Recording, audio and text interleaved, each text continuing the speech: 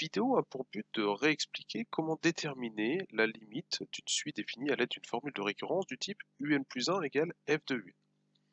Je vais illustrer cette méthode sur un exemple précis qui était la suite qui était étudiée dans le premier exercice du dernier devoir. Alors je vais commencer par rappeler comment cette suite était définie. Nous avions u0 qui était égal à 1 demi et un plus 1 était défini à partir de un à l'aide de cette formule de récurrence. Donc je ne vais pas reprendre tout l'exercice 1 du DS5, il y avait beaucoup de propriétés qui étaient étudiées sur cette suite. On va se concentrer sur un point particulier de l'exercice. Dans un premier temps, on démontrait dans l'exercice que un était convergente à l'aide du théorème de la limite monotone. Et le but de cette vidéo est de voir comment on peut déterminer L, qui est la limite de cette suite. Donc vu qu'on a déjà démontré qu'elle converge, on a le droit de donner un nom à la limite de cette suite, et je l'ai appelée L comme c'était le cas dans l'énoncé. Alors, comment procéder pour étudier ce genre de suite? On a souvent besoin d'encadrement sur la limite. Alors, c'est pas toujours obligatoire, mais là, on nous demandait de le faire dans l'énoncé et ça nous sera utile par la suite. Alors, pour ce faire, on utilisait quelque chose qui avait été déjà démontré avant. Tous les termes de la suite étaient strictement compris entre 0 et 1. Donc, on sait qu'en passant à la limite, elle est comprise au sens large entre 0 et 1. Donc déjà, rappel important, quand on passe à la limite, les inégalités strictes deviennent larges. Donc ici, tout ce qu'on peut dire de la limite, pour l'instant, c'est que cette limite est comprise entre 0 et 1 au sens large. Donc ça, c'est la première information qu'on peut obtenir sur la limite de la suite. Et ensuite, on va déterminer une équation qui est vérifiée par cette limite. Donc pour ce faire, on repart de la relation de récurrence vérifiée par la suite et on va regarder la limite de chacun des deux membres de cette relation de récurrence. D'un côté, on a la limite de un plus 1 qui est L, puisque un tend vers L.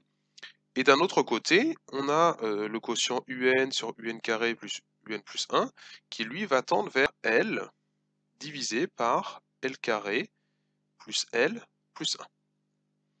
Alors, il faut faire attention ici, il faut quand même justifier un tout petit peu, puisqu'on remarque qu'au dénominateur, on obtient une quantité qui n'a pas un signe qui est évident. Donc il faut justifier et expliquer pourquoi L carré plus L plus 1 est différent de 0. Donc il y avait deux manières de le justifier ici. Soit en disant que L est plus grand que 0 d'après ce qui précède, donc L carré plus L plus 1 est supérieur ou égal à 1. Donc si on a un nombre supérieur ou égal à 1, il est forcément différent de 0. Et l'autre méthode, c'était d'utiliser ce qui avait déjà été fait dans l'exercice. À un moment dans l'exercice, on devait déterminer les racines d'un polynôme. Donc c'était qu'on avait déjà étudié avant. Car le polynôme qui est ici n'a pas de racine.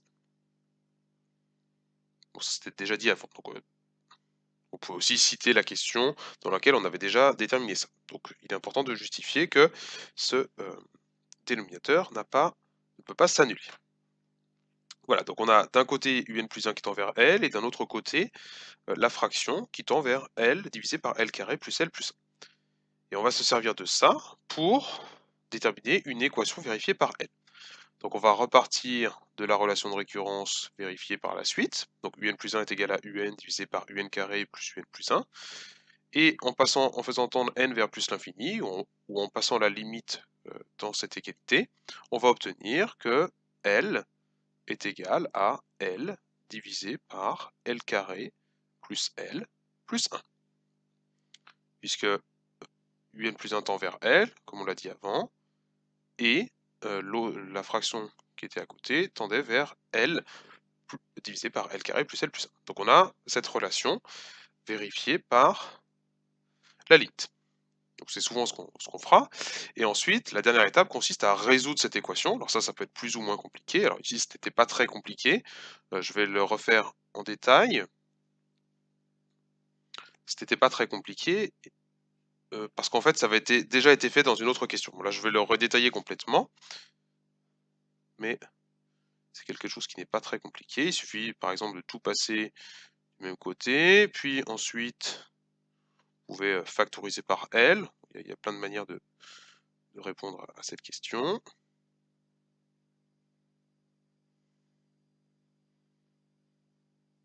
Et ensuite, on se retrouvait avec L fois, alors quand on va mettre au même dénominateur, alors je ne vais pas refaire tous les calculs, on va avoir L carré plus L divisé par L carré plus L plus 1, tout égale 0.